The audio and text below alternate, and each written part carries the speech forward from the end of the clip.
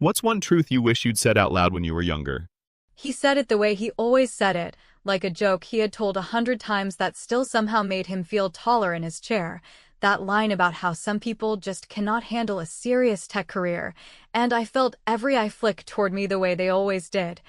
waiting for me to laugh along or pretend I had not heard it, while I kept my face steady because there was no point in taking the bait when I already knew something he did not, something that had been quietly moving under his feet. For months, while he kept talking about grit and market share and headcount like those words meant control.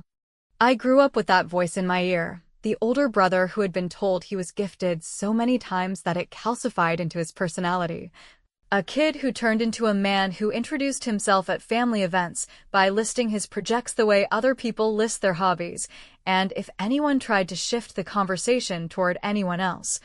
he brought it back with a story about a negotiation or a pivot or a late night he was sure proved he was built for pressure, and my parents never corrected him. Because they loved the confidence and mistook it for leadership, and I learned to survive by lowering my volume and picking my spots so carefully that he thought I was timid when really I was collecting data.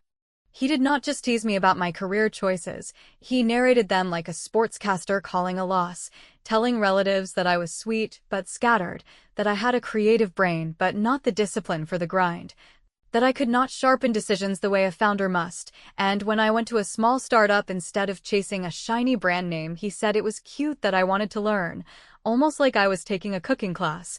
And I nodded because arguing with him was like arguing with a billboard, loud and immovable, and besides, I did not need him to believe in me to keep moving. People assume that revenge arrives in one dramatic scene, but most of the time it is built out of 100 small choices that look like patience, like saying less than you could, like choosing not to correct someone who misjudges you because their confidence is the best camouflage you will ever get. And while he talked about how the industry was a knife fight, I learned to read cap tables and supplier contracts and the quiet parts of deal memos. And I realized I did not need to code better than him to win. I needed to understand where money sleeps and who wakes it up. The first real crack showed when he bragged about a client expansion that sounded impressive on the surface, but had terms that would choke them in a quarter if usage did not materialize, and, because I still had friends at the vendor he never treated like peers, I heard that the discount he had celebrated came bundled with milestones he was nowhere near hitting, and I did not gloat or lecture or wave a red flag. I just wrote down dates and names and tucked them into a folder labeled with a word. That kept me calm. Leverage. Every gathering after that felt like a rerun with a new guest star, him tossing out some line about how I was better at feelings and he was better at facts, my mother refilling his glass because he looked tired and important, my father asking him questions with that proud tilt in his voice, and me making small talk with cousins while forwarding myself public filings from companies that touched his supply chain, because if he wanted to build his identity around being the serious one, I could be the quiet one who noticed the cost of that performance and how it narrowed his vision until anything outside his script looked like noise. When I realized his company had taken on a bridge loan with a rate that made my stomach flip, I did not run to call him out or warn my parents or try to stage some intervention, because I knew exactly how that would go and I was not interested in playing the emotional piñata again. So instead, I talked to a friend who had left a fund to start a boutique advisory. And I asked very calm questions about distressed debt and who holds it when founders start to miss payments and how often those notes get sold quietly when the original lender wants a cleaner book by quarter close, and I listened when she said, more often than people think. It is strange how fast the world opens when you stop asking for permission from people who have no intention of giving it, and once I stepped into rooms where the conversation moved on different tracks than the ones he used for bragging rights, I saw a path that was not loud or flashy but extremely simple, which was to position myself where his swagger could not reach, because swagger does not impress a spreadsheet, and when the lender hinted they might be willing to assign part of the note if a buyer with a credible operational plan appeared, I did not even blink. I just asked for a list of documents and a timeline that would not spook anyone who likes tidy endings. At the next family dinner, he performed the same play, the one where he announces that the market is brutal and only the tough survive and that not everyone is built for the stress. Then he smirked in my direction as if the line had aged perfectly, and I felt that old urge to shrink that I have finally taught my body to ignore, and I said something that sounded harmless. I said that stress teaches you different things depending on where you sit. And he laughed because he thought I had admitted I was not sitting anywhere important, and I let him believe it because his belief made the next part possible. After dessert, while he was still holding court and my parents were basking in the glow of his volume, I excused myself to the kitchen under the pretense of helping Grandma pack leftovers, and there with the hum of ordinary noise around me, I opened my email and reread the message with the attachment labeled preliminary assignment terms, and I drafted a simple response authorizing counsel to proceed with the letter of intent on the fractional purchase of that bridge note, adding one quiet sentence that stipulated a right of first refusal on any subsequent sale, a sentence that would matter later in ways he could not imagine, and I pressed send with a calm I had not felt since childhood. That was the first move I allowed myself to enjoy, not because it was cruel or dramatic, but because it was clean, controlled, and built entirely out of the way he had chosen to see me. And as I walked back to the table with leftover containers in my hands and a neutral face he would read as harmless, I realized I did not need to correct him ever again, because the math would take care of the lesson.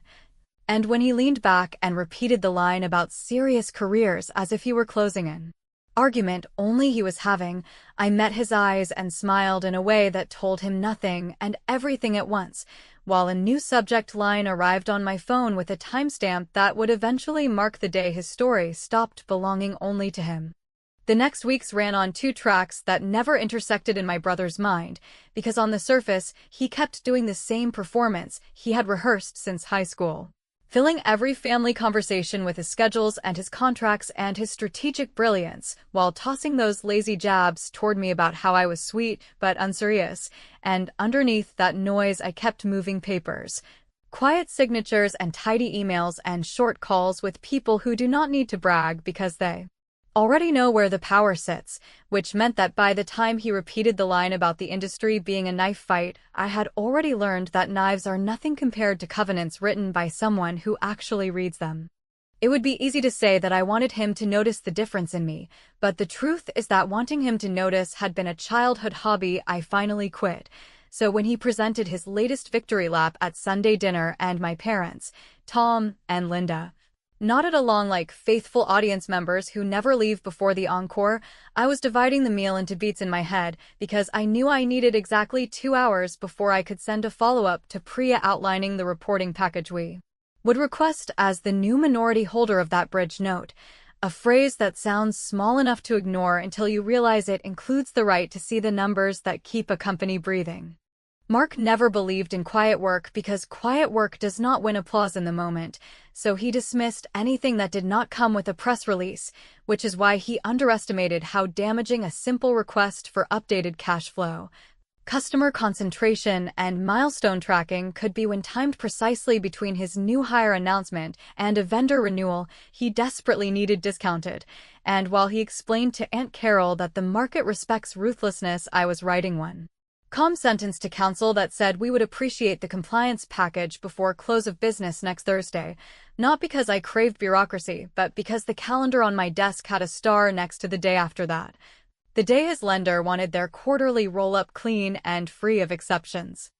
I know it sounds cold to say that watching the machine work brought me peace, yet after years of being turned into a punchline, I wanted the satisfaction of knowing that I could pull on a thin thread and watch his costume loosen. So when the chief financial officer, a decent man named Jason who never deserved to be dragged into this family circus, called the advisory number to ask whether the request was routine, I asked Priya to answer with a tone that said professional courtesy while leaving no space for delay, and within 48 hours their packet arrived with numbers that did not match the swagger, mismatched billing cycles, a burn rate that ignored deferred expenses, and a customer list top-heavy with 2 logos that had both pushed their renewals back a quarter. I did not rush to wave it in anyone's face, and I did not run to warn him like some after-school special about siblings putting differences aside, because putting my needs aside to manage his ego had been a full-time job I already resigned from. So I sent a second letter that was polite to the point of dullness, asking for a short management call to clarify the variances, and in the same breath I added a paragraph that triggered a temporary restriction on executive discretionary spending until the covenant tests were satisfied. Not a punishment, just a seatbelt, the kind that locks when you slam the brakes, and I sat back in my chair and let the click of that buckle echo louder than anything he had ever said about me. The petty part of me loved the timing because the restriction landed the morning he had planned to surprise his team with an offsite and a round of gear upgrades he had teased on social media, and while he posted a long thread about resilience and grit, Jason spent his lunch hour negotiating rescheduling fees and drafting a painfully honest internal note that explained how cash discipline comes before optics. And no, I did not cackle or gloat, but when my phone lit up with a group chat buzzing about how the offsite was suddenly postponed due to unnamed operational priorities, I allowed myself one deep breath that tasted like sanity. At home, I kept playing the part that kept the peace, the daughter who asks about everyone's week and the sister who does not bite when he invites a sparring match he knows he will win on volume alone.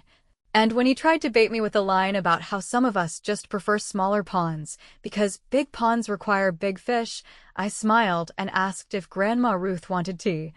which made him roll his eyes because nothing enrages a man who lives for the fight like a woman who will not step into the ring. And later that night, I forwarded a short memo to Priya confirming that we would exercise our right of first refusal on any further assignment of the note.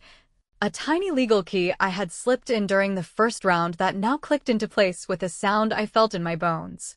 If you are waiting for me to say I felt guilty, I did not, because this was not cruelty for the thrill of it. This was chess played by someone he taught to believe she did not know the rules, and the move I took that week was as clean as it gets. A quiet adjustment that did not embarrass him in public yet forced his company to tell the truth in private, and when he stood in our parents' living room 2 days later and told a story about leadership that sounded remarkably like an excuse for why nothing had happened that he had promised would happen, I kept my face calm and my mouth closed, while my watch buzzed with a message from Priya that said the lender might entertain a secondary sale on the remaining tranche if we moved quickly, which is when I stepped outside, pressed call, and said the 4 words that would tilt the board for good: go ahead and proceed. In the days after I told Priya to proceed, everything that mattered happened in tones most people would miss. Because the real center of gravity in this kind of mess is not in the posts he sprayed across social media about grit or the pep talks he delivered to anyone who would listen, it lives in the emails written without adjectives. The clauses that look like filler until they decide the path, and the steady movement of signatures across pages that do not ask for applause, so I kept my voice light at family dinners, asked about my mother's garden and my father's back, poured coffee for Grandma Ruth, and then, late at night, I read and reread the purchase assignment until I could feel the weight of those rights settle in my hands like a tool I had been allowed to hold at last. I was never trying to outcode Mark or outboast him at a party, and I was not pretending that I could magically command the market into liking me, but I did understand something he had taught me accidentally by never shutting up, which is that people who need constant validation often forget to feed the boring parts of a company, the parts that do not trend but keep the roof from leaking. And once the second tranche of the bridge note moved into a holding company with my name cleverly buried under layers that would look like a trust to anyone glancing quickly, the game shifted from whether he respected me to whether he could continue to spend money without bumping into a covenant that forced him to ask. The chief financial officer, Jason, kept doing his job with a kind of weary honesty I almost wanted to hug, and when Priya scheduled a routine management call that included a short agenda about cash controls and the status of those delayed renewals, he answered questions calmly and promised revised forecasts by the end of the week, which meant that the room was exactly as I hoped, professional rather than theatrical. However, the follow-up gave me what I needed because the revised forecast quietly admitted a missed milestone tied to that beloved discount, and a missed milestone does not have feelings, it has consequences, and that is where the protective provisions began to hum.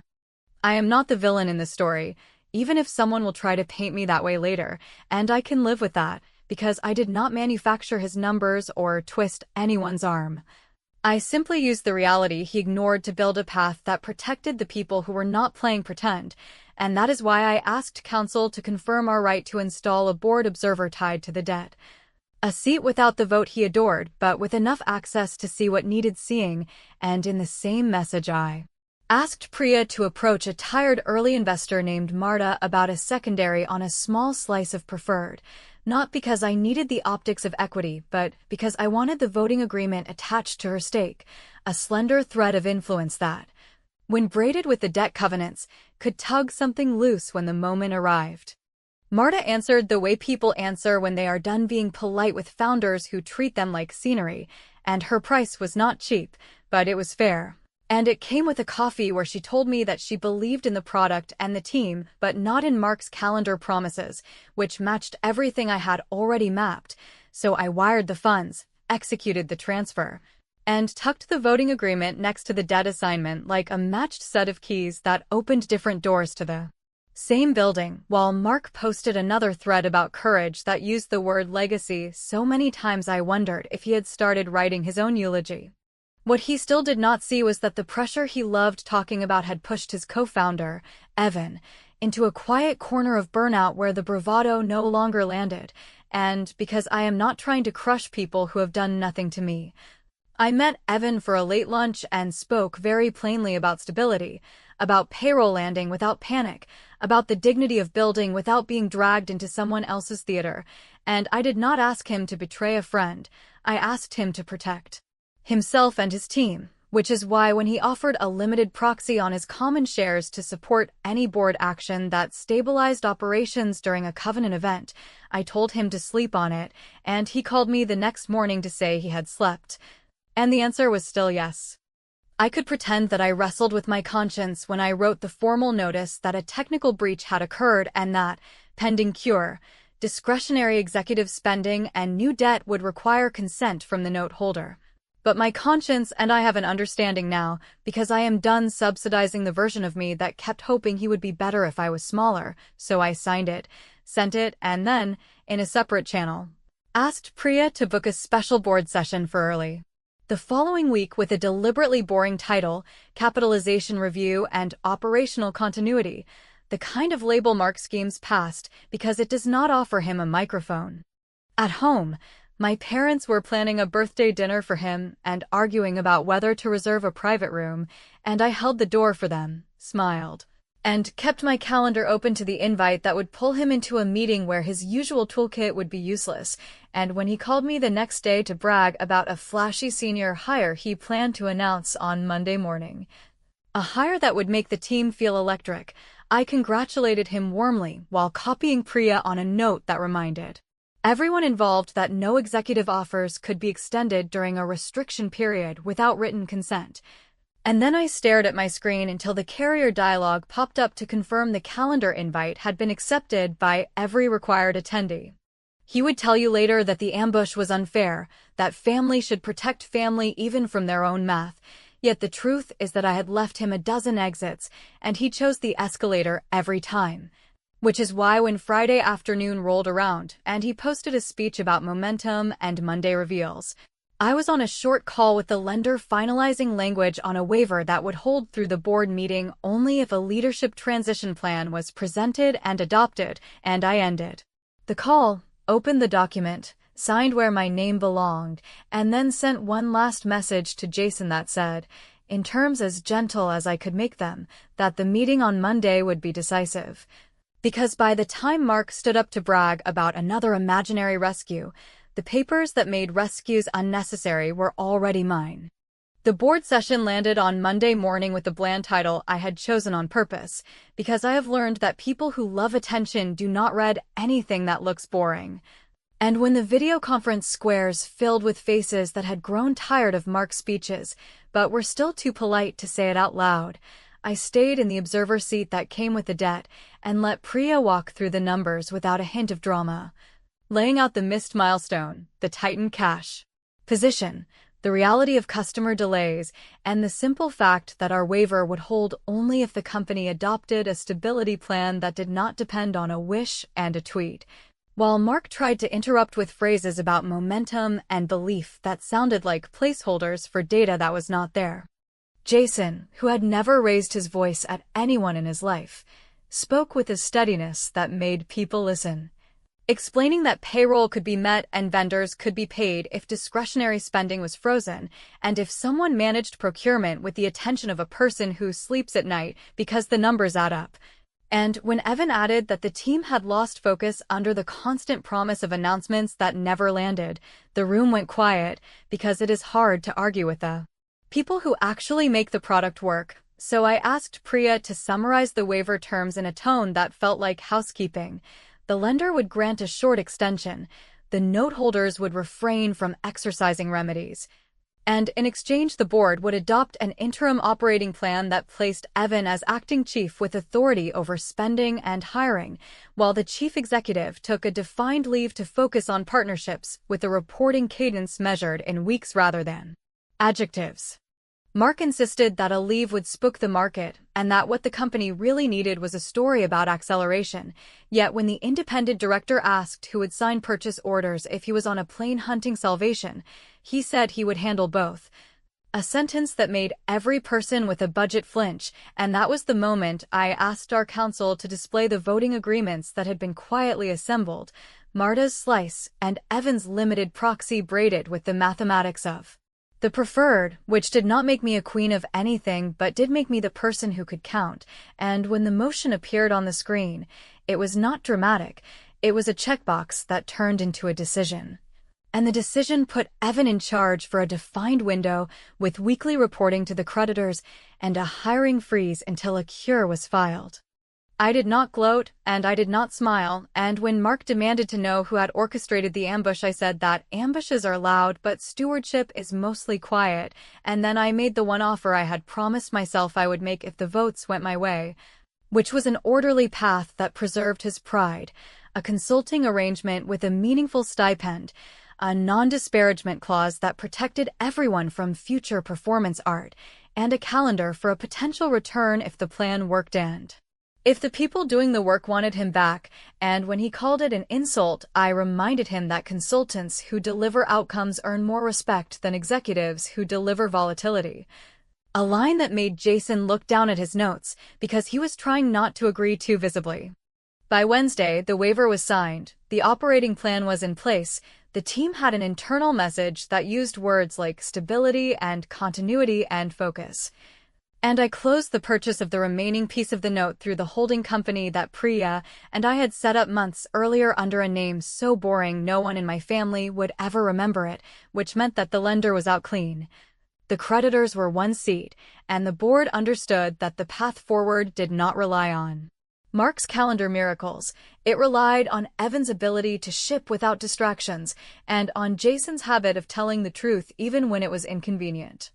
I told no one at home, not because secrecy thrilled me, but because the minute I said anything my parents would transform it into a referendum on loyalty rather than survival, so I helped my mother plan a simple Sunday dinner for Grandma Ruth. I answered Mark's texts about how exciting developments were just around the corner with a sincerity that cost me nothing, and I took Grandma to a follow-up appointment on Friday, where she asked how work was going in the way only she can, which is a way that makes you tell the truth without confessing the whole thing, and I said that I was helping a company breathe a little easier, and she squeezed my hand and said that breathing is not flashy, but it keeps people alive. The weekend brought the usual choreography of errands and opinions, my father debating the best route across town while my mother checked on the roast and reminded me to sit next to Grandma because she tells me more than she tells anyone else.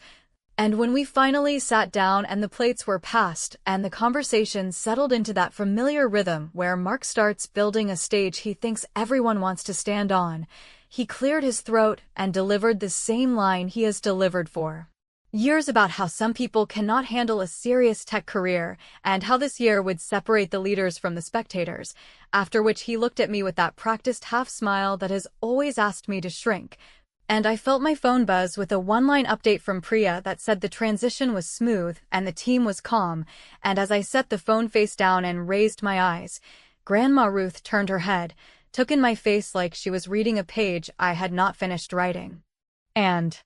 lifted her chin the way she does when she is about to say something that will not be taken back. Grandma lifted her chin and gave me that look that has always felt like an invitation to stop hiding behind politeness, and while Mark cleared his throat and reached for the old line about how some people cannot handle a serious tech career, stretching the words like taffy because he loves the sound of his own certainty, I kept my hands in my lap and let the quiet settle, thinking about how the waiver was signed. The lender was out. Evan was in the chair with authority that actually matched responsibility. Jason had a budget that breathed, and the only performance left in this house was the one my brother could not stop giving even when the stage lights had already gone dark.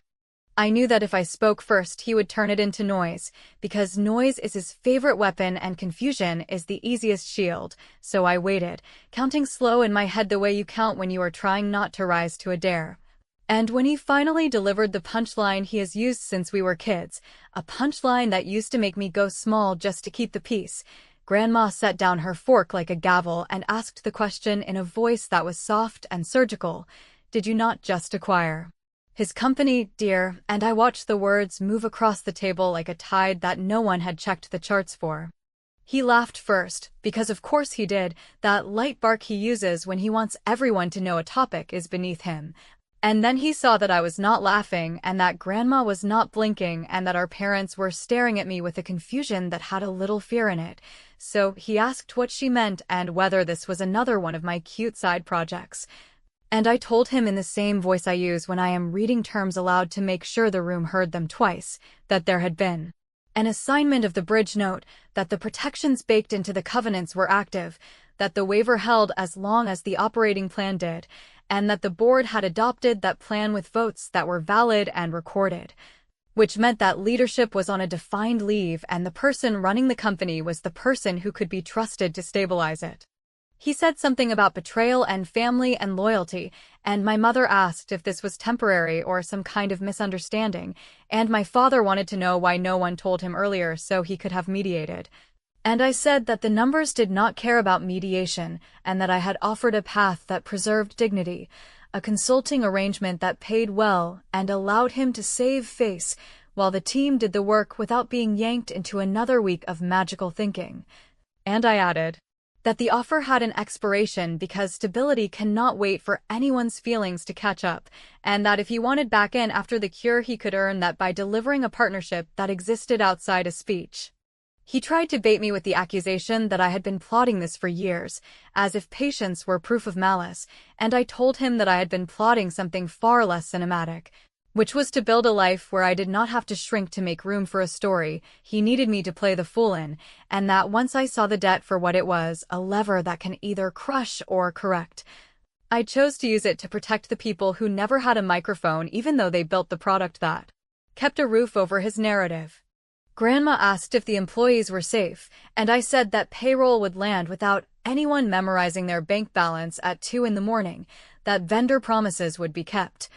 that the customers who were stalling would get clear timelines without being bullied into lies, and that I had set aside a retention bonus pool that triggered only if the plan held for 2 fiscal quarters. Because if you want people to believe in sanity, you have to feed it, and she nodded and squeezed my hand, and I realized in that moment that the approval I used to chase had changed addresses without telling me. Mark said the market would punish me for this, that founders talk and everyone would know I had played dirty, and I told him quietly that the market does not care about gossip, it cares about cash discipline and the speed of honest shipping, and that if he wanted to protect his legend he could sign the consulting agreement and show up with one real partnership, not a rumor wrapped in adjectives, and that if he chose pride over outcome, the company would continue without him because it finally had a structure that did not panic when a calendar date needed to move. My mother whispered that this was too harsh, that siblings should fix things in private. And I reminded her that we had been fixing things in private for years and that privacy had been used to excuse the same performance over and over while other people carried the weight, and that my silence had always been a gift he interpreted as weakness. Which is why I offered the most respectful ending available, a clean lane that paid him to contribute without destabilizing the building, and if that felt like punishment. Perhaps it was only because he had built his identity on a title rather than on the work that title requires. He reached for a new insult and then stopped because Evan's name was on his tongue and he understood that he could scorch earth or he could keep a door unlocked, and for the first time in a very long time he looked like a man doing math rather than a man doing theater.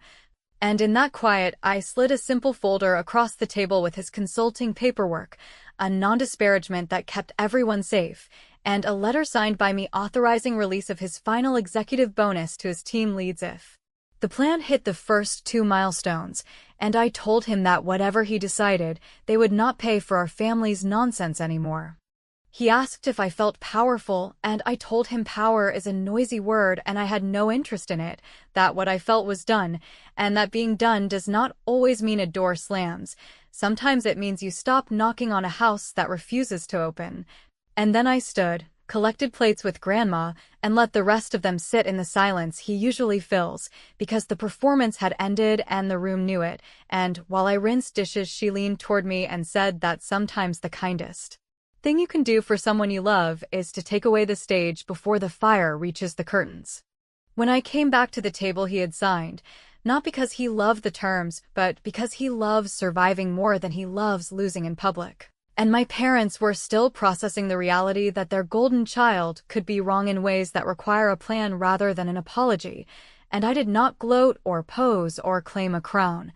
I simply looked at my brother and told him that I had never needed to prove I could handle a serious tech career because the career had already proven it could handle people who mistake volume for vision, and as the room breathed again, the final move landed the way I built it to land, clean and irreversible, with enough grace to keep the family intact and enough steel to make sure no one ever mistook my silence for surrender again.